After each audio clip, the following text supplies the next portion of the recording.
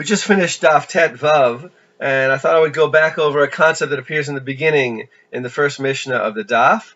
It's a concept that we've seen several times throughout the Masechet, but it's always kedai to go over it again, and that is the Midrash Ta'aseh V'lo Min Ha'asui. It's one of these governing Midrashim throughout the Masechet, the idea that you have a mitzvah not just to be in a sukkah, to sleep in a sukkah, to eat in a sukkah, to dwell in a sukkah, but there actually may be a remnant of a mitzvah to actually make a sukkah. This comes up on our daf really in two different places, one that we haven't really explored fully yet, and the Gemara will explore later.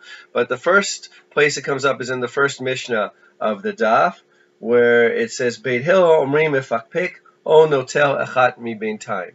That in order to make this sukkah that has boards as its schach, in order to make it has a ceiling, basically made of boards without the plaster on top of it, in order to make that valid as a sukkah, you either have to remove one out of every two boards, or you have to mefakpek, to loosen the boards, sort of pick them up, loosen them up, and put them back down again. And as the Gemara explains, at least at first, both of those are because of the Midrash Ta'aseh V'lo Min Ha'asui. You can't just go into an already constructed building that was built for a different purpose, that you didn't put any work into it to make it into a sukkah. Just call it a sukkah and sit there on Sukkot, even if that building is valid, because that is not fulfilling the mitzvah of making a sukkah, which is, although it's not the ikar, the main mitzvah of Sukkot, it's part of it.